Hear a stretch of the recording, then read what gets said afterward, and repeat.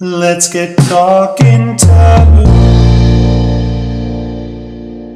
What's up, Miami? My name is Paul Schultz. My name's Meredith Sloan. And I'm Tej Joshi. And we are back for a second season of Talking Taboo with a very special guest.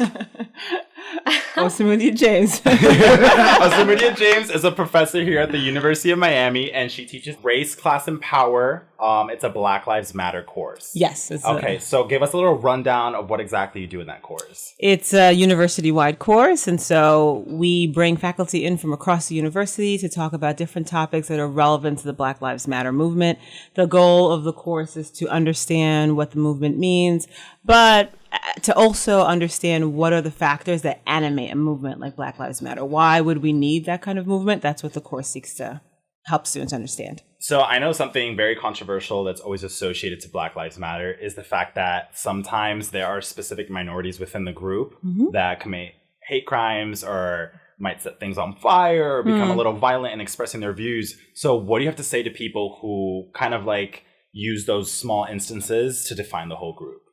I mean, this is like the first thing I would say is that this is not unusual, right? For people of color or any marginalized group, whatever form of protest they use, if one thing goes wrong, we like to sort of color the entire group. Right. I mean, Black people talk about this all the time. If one Black person commits a crime, the entire community is held accountable.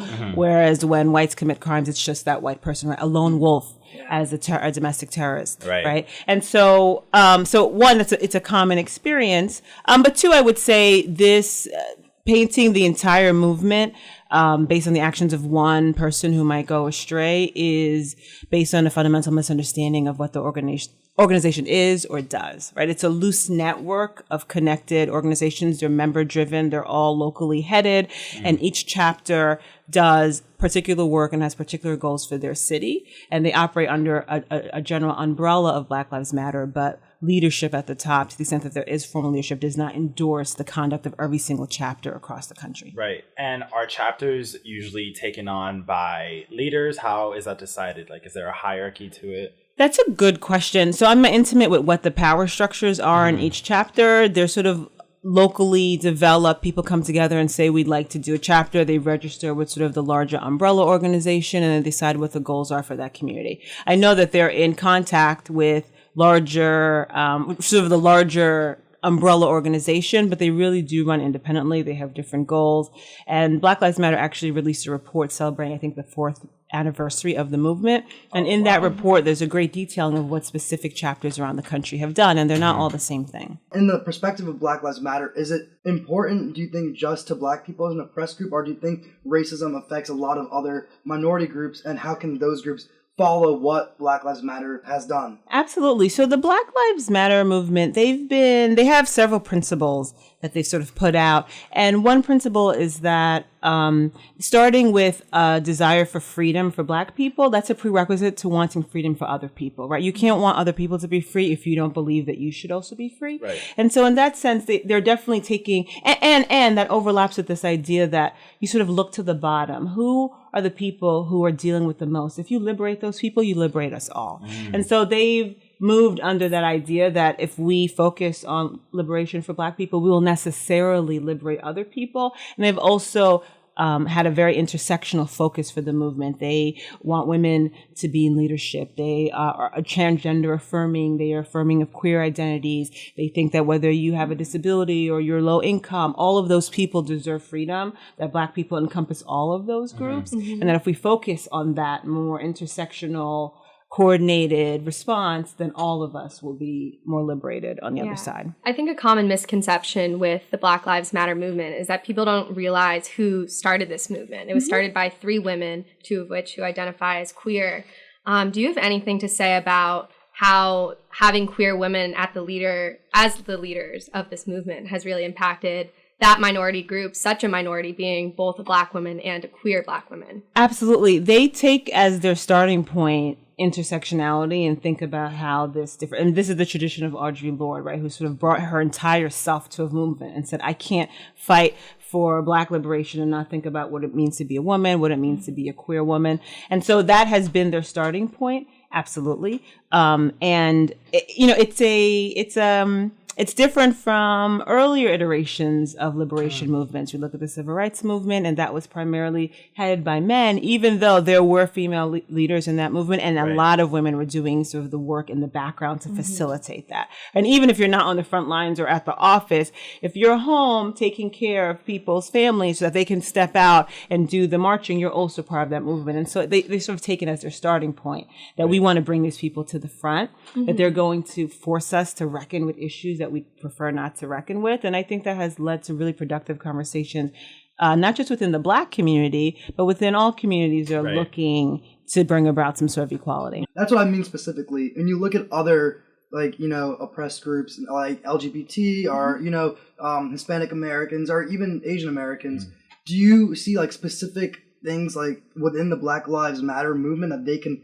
pull from to, or do you think that the simple, they could join Black Lives Matter as bigger movement, or do you think these separate movements have to be established? Right. So does like Black Lives Matter almost speak to anyone that's oppressed? That's exactly. Can it stand as an umbrella term for other minorities? So the group has been very clear that they are unapologetically Black. Right. We are specifically talking about liberation for Black people, and they're unapologetic about that. But they've also worked in coordination with other groups. Right. So they've stepped into protests at Standing Rock, and they've sometimes disrupted the activities of other groups that we might think of as marginalized in an attempt to get them to broaden their understanding of equality. So one great example is when they disrupted Toronto Pride and disrupted the parade and the activities long enough to have sort of demands met. Those demands meant sort of recentering the experience of Black queer people in the history of that movement. Interesting. In getting more Black staff in the sort of the structure, the apparatus of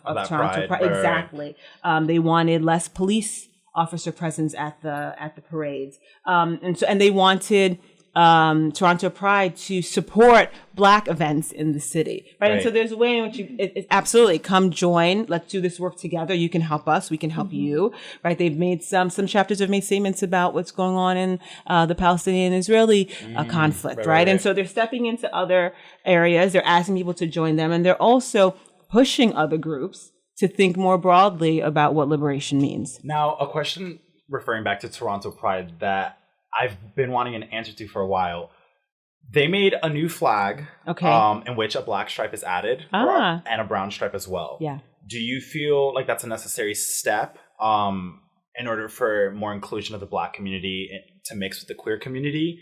Or do you feel like adding stripes to the flag are merely just symbols, and at the end of the day, it's the actions of people that make a difference? That's a good question. I think it's both. So some people critique identity politics as being hyper-focused on symbols and not actually material symbolism consequences. is action in itself. I think it's both. Representation matters, symbols matter, and so you both want to have this outward symbolism, but you also want to do the work. And so as long as both are happening together, I think it's great. I think my initial thought of that was I was actually against it. Sure. Because I saw that the stripes were added, and it frustrated me in the way that I knew the rainbow flag stood for all minorities within the queer community. Yeah. But given that I'm not queer and Black, I've never felt that sense of exclusion from the queer community. So then it got me thinking, you know what?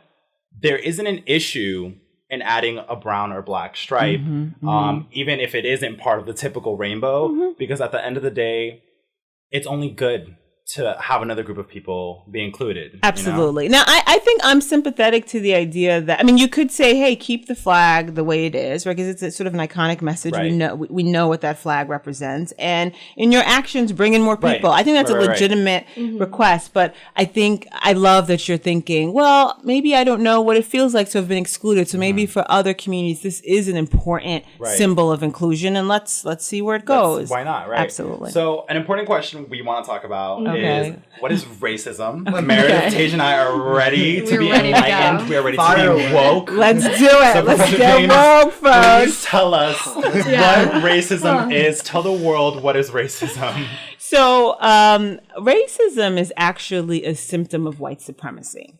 So I think a lot of people want to think about racism by itself, but really it's just one aspect of what it means to experience or live in a community or a society that's impacted by white supremacy. So white supremacy is the idea that white people form our baseline. Now, even among that group, there's some hierarchy, right? White male, cisgender, upper, middle or upper class, right? Those people set our norms, but in general, whiteness is our norm, it's our baseline. It's how we determine what's normal. It's who we distribute power to. And everyone else has to be measured by that norm. And that's a problem for everyone who's not at the top of that hierarchy. Right. Anti-Black racism, right, or anti-brown racism is a symptom of white supremacy.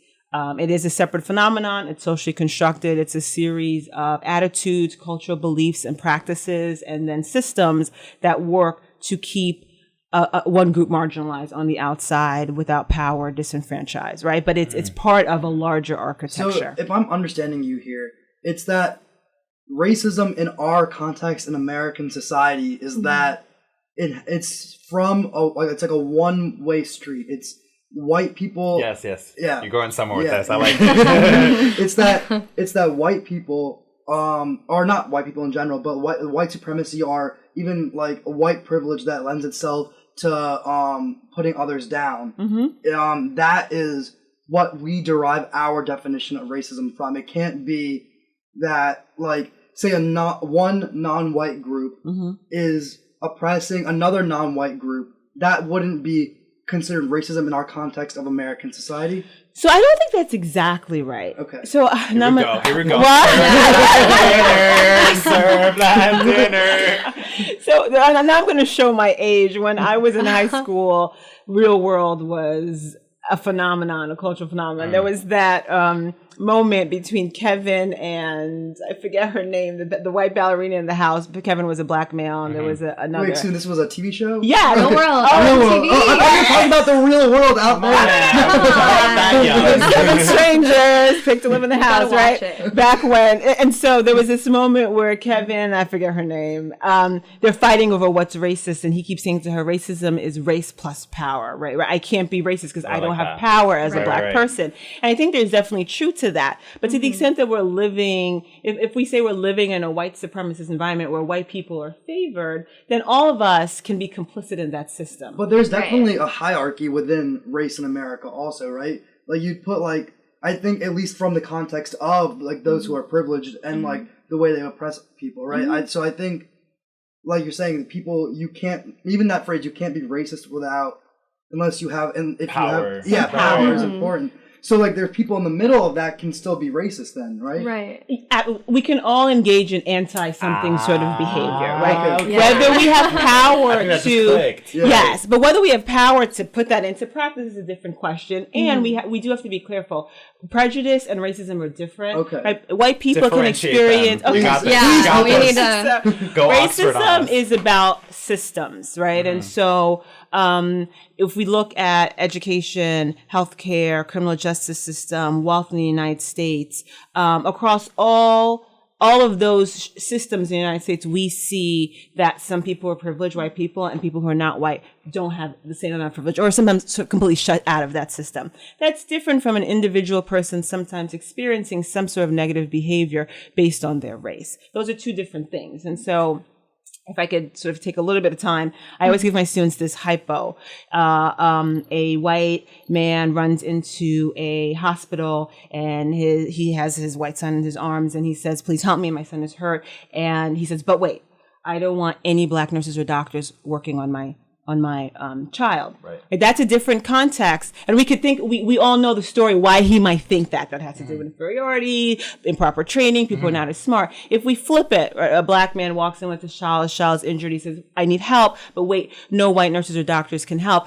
Right? There's a different reason why. That might just be about trust. I'm not sure that white doctors and nurses would work as well on my child as with someone else. That's a really good anecdote. But it's a different. But the reasons animating it are different. Right. The first example is supported by all these other ways in which we exclude Black people from the franchise. Are in all aspects of life, essentially. Exactly. The second situation is more like an individual.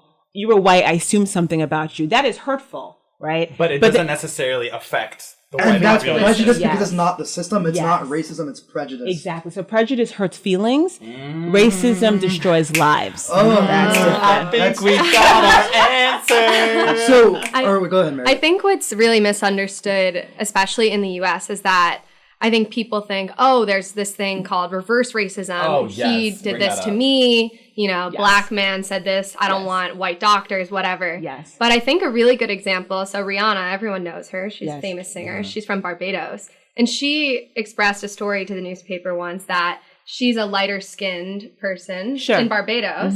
And she felt that she was, I don't know the right word for it, but she was almost discriminated against Okay. for being lighter skinned in an area that is predominantly darker skinned. Yes, So I think people take that and they say, oh, reverse look. racism is real. But I think you just totally defeated that that's not reverse racism. Right. Right. My kids are young, and I start with them, or I tell people, I tell them discrimination is when people who are similarly situated get treated differently, right? And so when we think about discrimination or racism in the United States, reverse racism deals with groups that are not similarly situated. So what we might see for one minority group, right, and we call that affirmative action, or we call that restorative justice, or we call that equality. Right. When we flip it, we might look at a white group and say, no, to give this to that group is not reverse. That would maybe be furthering subordination, right? Because the two groups are not similarly situated. So we always have to think about what's the historical context, what's the societal context.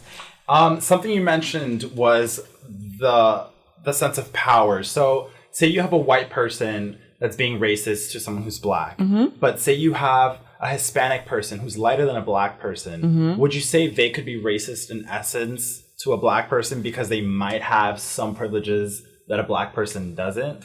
I think all of us are capable in engaging in anti-black behavior, right? Whether the power you have that may or may not attach to that, right? If you're in a position where you can give someone a job or deny them an opportunity, right? Then you could be engaging in racist conduct, right?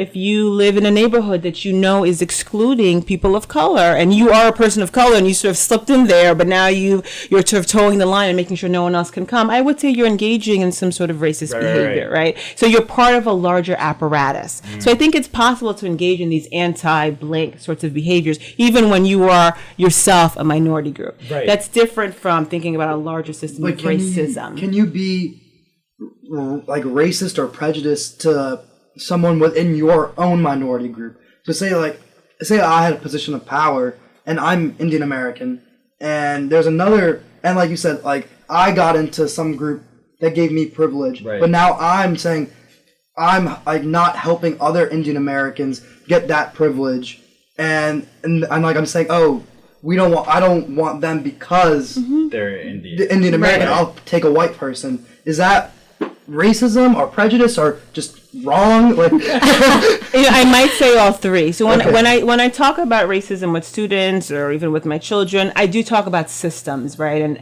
And we get to individuals, we have to sort of see what's exactly going on, but we're all complicit or all contributing to this larger system. So we might say that's racist, we might say it's prejudice, we would definitely say it was wrong.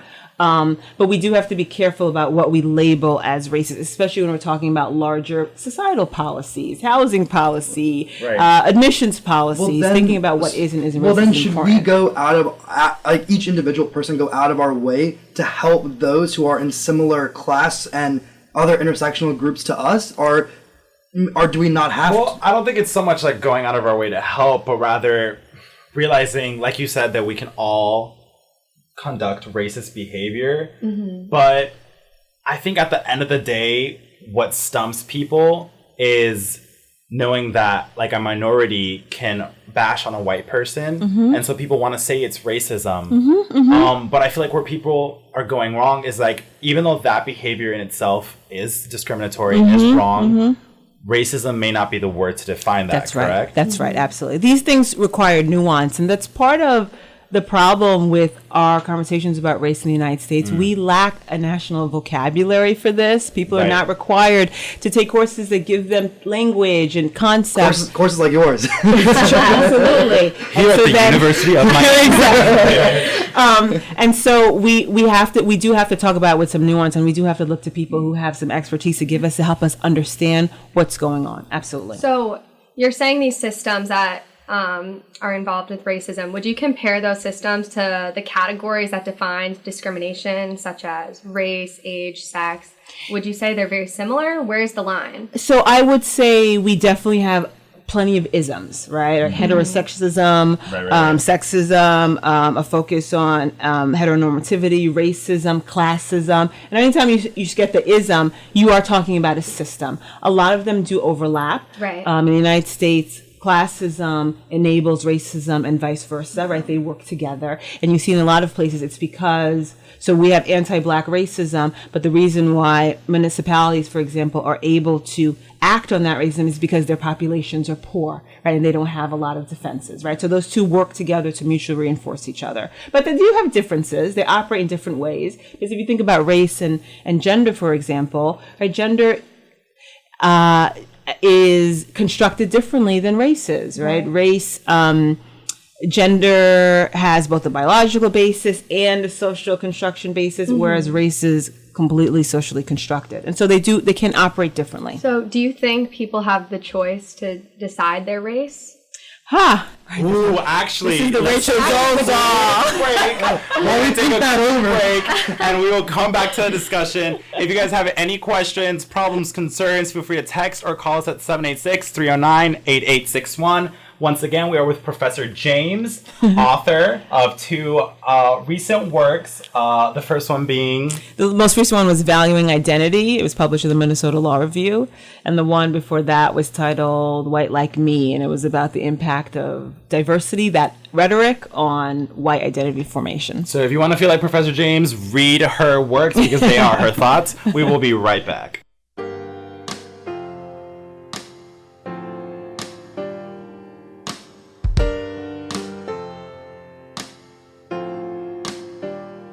I feel out of control without support systems. Catastrophe rolls through my veins. I'm unmanageable, idealistic and twisted. My heart reigns control of my body.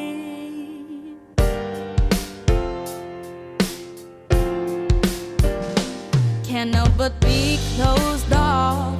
This connection wore it down. Alone in my car's not the same. Then I saw you again.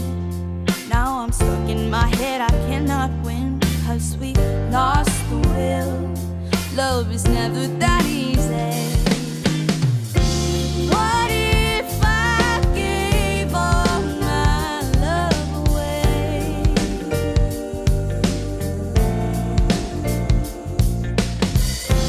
Did one shot take it all out of me?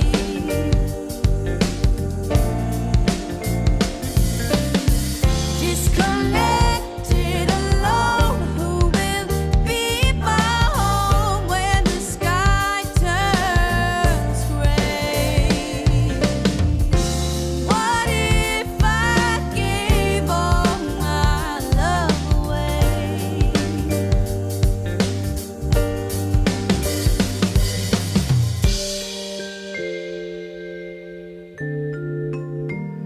I didn't want it to start, but I felt so good with you. I gave you my heart, you gave me your mind. Yes, I knew this would break. I just know how it ends, not my fate. But we lost the will. Love is never that easy. What if I gave all my love away?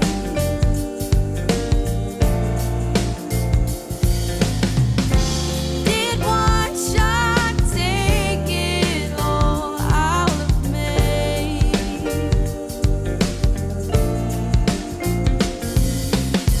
Disconnected, alone, who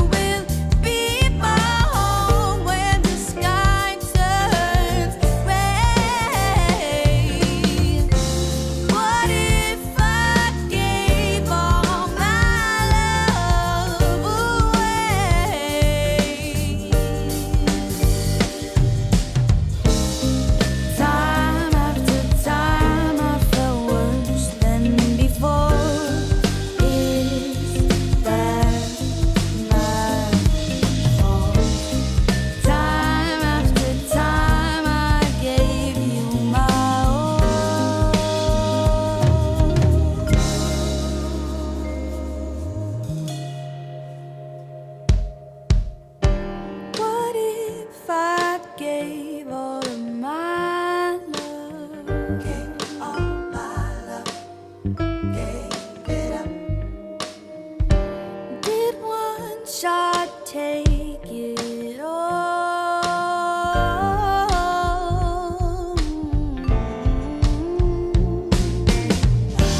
I tried to keep it together. You left me for something better. How could we let this love slip away?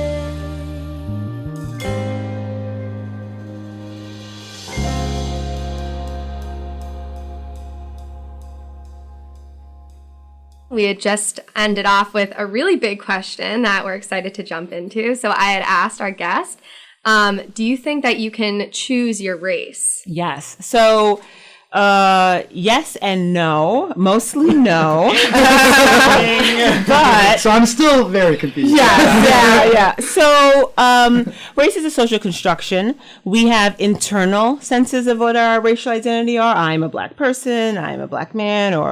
And we also have, there's also external imposition of identity. So most people are assigned a racial identity at birth based on what they look like, what their parents look like. We also make racial assignments based on where people live, what their religion is, what their language is, how they dress, right? So there's a performative aspect of race, right? And to signal your membership in race, you have to engage in these symbolic acts that convey to the other person that, yes, I'm a black person and I do these 10 things to try to convey to you that I'm part of that group, right? And so people have varying levels of agency when in terms of race. If I were a lighter skinned black person, would it be possible for me to pass as a white person? Maybe. And we might say that I have more choice in that, right?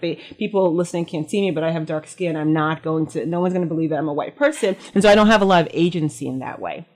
So, but even the idea of passing, when you think about books or studies about black people who have passed, that race is an experience more than anything. So that experience of having, if you want to pass and do so successfully, you have to cut off your entire former life, right? You cannot talk to old family members. You cannot live where you used to live. And so that experience, right, you can't get away from. You can choose. Yeah, exactly. Because it's something you can't get away from that. Right. Exactly. You can't just delete your half your life experiences. Right. Exactly. They are you. Exactly. Your experiences create Exactly. you. And so now, Rachel Dolezal, I don't think she was in black, y'all. Sorry. Put that out there. You have it here. I was just going to ask you about her. And Yeah. because I actually feel like I'm someone who looks probably like Rachel Dolezal did look. I'm blonde hair and very fair skin. Yes. And I find it hard to believe that she was even capable of pulling that off in the first place. Yes. What are your thoughts on her whole story, her whole claims that, she had always identified this way? I remember she said when she was 5, she used to draw pictures of herself with different colored crayons. Yes. What do you think about Was that? it legitimate? Is it valid? Yeah. Can one be interracial? No. I mean, so we can have sort of interracial adoptions, right? You could have a family that adopts someone different from them, and that's where we might talk about sort of like multiracial or transracial adoption. That's the phrase I'm looking for. But the reality is that she was born into a family that understood themselves to be white, that lived as white people, that experienced white privileges. And so that's, the very fact that she could sort of decide, I'm going to color myself this way It's or act this way. itself. Exactly. That's a level of movement that most people of color are completely denied. And so, Yeah. I mean, there were some jokes on the internet. People were like, Rachel Dolezal trying to be black is like the whitest thing ever, right? Like this idea that you would use this power you had to opt in and then opt out if it didn't suit you anymore was a real problem. And so a lot of it was, but she did show us the ways in which race is performative. So she thought if her hair looked a particular way, if her makeup looked a particular way, if her clothes, if she had a particular job, that she could say she was black. And I won't deny that there are definitely aspects of race that are performative. Right? So let me ask you something. Rachel was taking on these stereotypes, right? But isn't race much, could you, so for example, the way I interpreted was maybe she related to a certain ethnicity much more. Maybe she related, she liked the black culture and she really related to it and felt comfortable with it. Yes. So I guess the way I saw it was, why couldn't she merely just accept that the culture is a place of comfort for her? Yes. Without the need to become Black. That's right. I think that's right. I mean, there's nothing wrong with saying I've lived in Black communities, or I like to be around Black people. Right. I appreciate Black culture, Black music, Black speech patterns. There's nothing wrong with saying that. And a lot of people were angry because then she took leadership positions in the NAACP. She was a professor of Africana Studies at Eastern Washington And these are University. opportunities that the Black people have been denied, like leadership opportunities, development opportunities that she was taking. And that was the problem. If you want to be around Black people, there's nothing wrong with that. But outside of the privilege aspect of it, her taking other people's potential privilege and using her own to portray herself a certain way, I'm just trying to say, is it wrong of us as a collective group to be saying, oh, she isn't Black, just because, like, I feel like in a truly accepting society, if, like, I don't know what her true internal beliefs are, no one but her does, but if she really does see herself in a different race, is it wrong of us to be like, well, you're not that race, from, like, outside of her body? But I guess, like, race, would you say is genetic? No, that's the reason why. That's exactly why, since it's not genetic, why shouldn't we be accepting of what she identifies? But, like, and then I think because it's from a really interesting privilege intersectionality, because if there was someone who was Black and said, I'm white, and started doing all these different, white stereotypical behaviors, I don't think we'd be having the same conversation. But in fact, the conversation we'd be having, at least like a white supremacist conversation in our country, would be, well, you're not white. But what does that mean, though? Like, for a Black man to do, I get what you mean, like, what do white people things, but why can't a Black man do those things without having to be white? Right. Why can't she partake in things she likes without the need of saying she is Black? But it's not the need. It's a simple fact that since she did, shouldn't we have that respect for her for saying, like, she believes she is this certain way?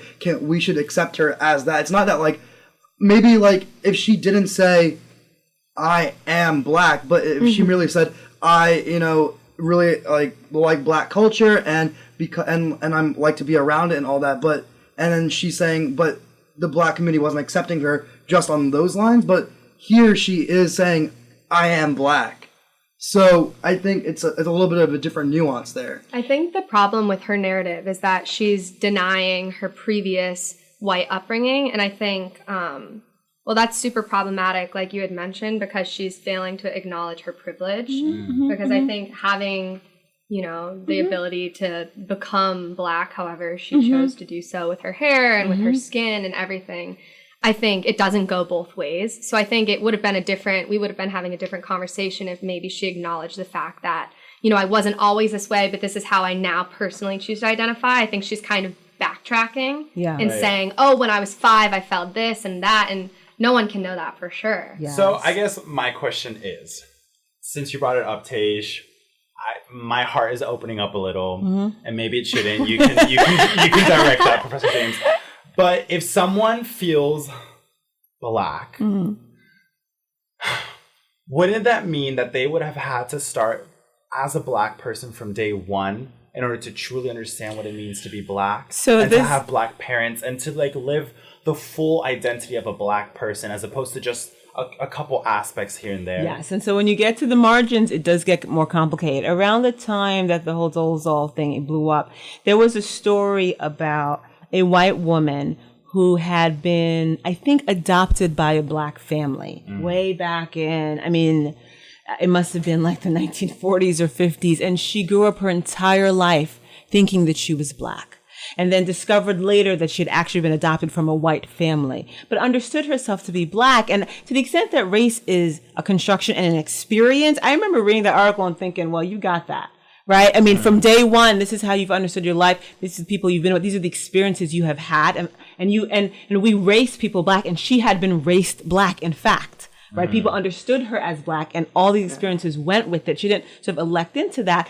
And, at the margins, this starts to get funny, but that's a situation in which I would think, if she understands herself to be Black, I can't quibble with that. It was society gave me a category of white.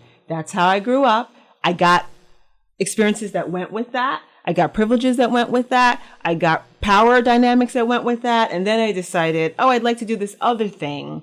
And, this sort of taking on and taking off, whereas other people can't do that, right? And that was the insult of it. Even though she was born with Black parents and amongst the Black family, as soon as she went out into the community, wouldn't she have been treated much differently? So wouldn't that kind of deny her of that experience? Well, I think everyone understood her to be Black. And that is, I think Jelani Cobb wrote about this when the whole Dolezal thing broke out. And he's a beautiful writer, so I can't hope to sort of use his exact words, where he said that membership in the Black community is the most democratic of all, right? Because Blackness is so diverse, right? Because you can be as fair as you and still be understood to be Black, right? Because Black people have straight hair and curly hair, light eyes and dark skin and light skin, right? It's such the breadth of Blackness is so wide that you could be someone who could pass as white, but still be understood to be Black. Different nationalities, different religions, everything. Absolutely. Yeah. And so I think she could actually go out into the world and people would just think that was a light-skinned Black person. And there's nothing, and I know Black people aren't patrolling lines of Blackness in that way. It's really about the experience of being raced as Black. That is an entire experience. So is the issue with Rachel the sense that maybe she isn't adequately informed on what the experience is, and so that's what the issue is? Because now I'm seeing what Tej means. Well, but exactly, my issue is that shouldn't we be accepting of how she sees her, even if outside we as in us here, I don't know who else is part of this community, that see her as someone who, hasn't fully understood this culture she's claiming to be part of. Right. But shouldn't we have that acceptance, okay, we don't agree with what you're saying, but we'll let you define yourself the way you want to define yourself because we are accepting. I mean, she can define herself however she'd like, but at the end of the day, the reality is that she is someone who was raised as a white person who then elected to use the power that comes with that to step into a community that wasn't her own. And it was an insult. The lies were an insult. And I looked at it as a form of really blackface. This is what you think. And her story, I was beaten and we were poor, right? Her ideas of Blackness were so deficit oriented. She felt like to be Black had to be tragic. And that was also part of the insult. Well, this actually leads me to my next question in regards to dressing the part, per se. What are your thoughts on white people who choose to have dreadlocks?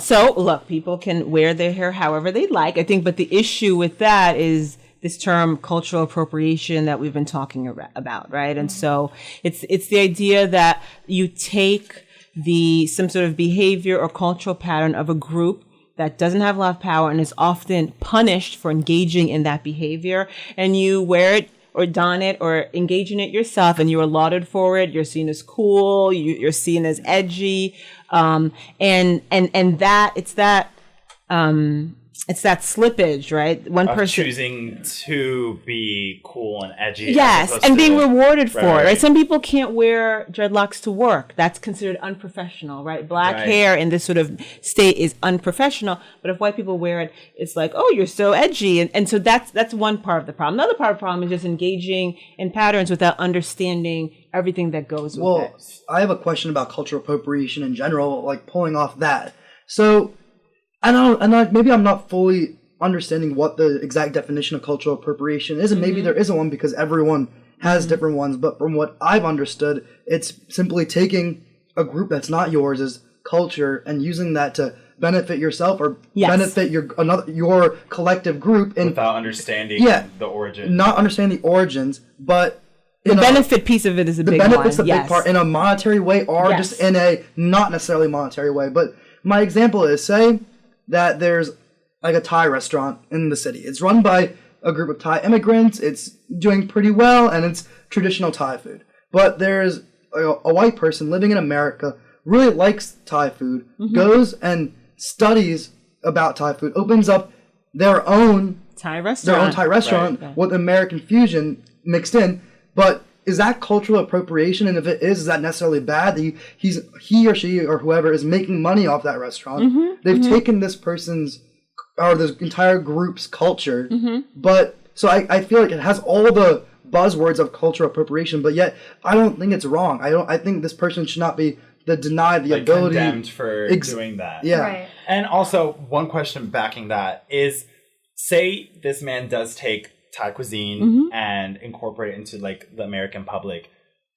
For it to be okay, does one necessarily have to know every single detail about that culture for it to be appreciation, you know? So I don't think there are hard and fast rules here. I would say if you want to, this is the cuisine you love, you've studied it, you've traveled, you understand things about it, you want to present it, maybe you have a few twists on it that you'd like to engage with, that's fine. But but here's a place where your behavior and conduct matters, right? Do you think about how other Asian restaurants in your community are positioned? Do you work with them? If the fact that you're a white proprietor of an Asian restaurant, Asian food restaurant, do you use the platform that gave you, maybe the attention you got in magazines, to amplify the messages of other people in the community doing the same work? Do you fully understand what the background is, the significance But of if the you don't dishes? fully understand that background, does that make it wrong? Because that's like, maybe this person studied not all of Thai culture, but understands how to prepare these dishes, and maybe doesn't know the history and the tradition that goes along with them, but prepares them very well. It's not about wrong or right. It's about taking conduct that moves us away from white supremacy or racial subordination towards a more egalitarian place, right? And so it's not like you're wrong or right. It's, could you be doing more, right, to right the power differentials that exist here, and in fact may have made it easier for you to get your license to open your restaurant. Right. Well, then my question is it right for others to condemn this person who's opened this restaurant? I think it's legitimate for people to raise questions about it and maybe to push the owner and to say, hey, have you thought about these things, or this is something that concerned me? Well, I think Meredith has a really interesting personal cultural appropriation story. Oh, yes. I think so actually, I have this for you, Tej. So I was actually in India recently, and I visited the Taj Mahal, and my friends and I went to a traditional sari shop, and we got our own custom saris.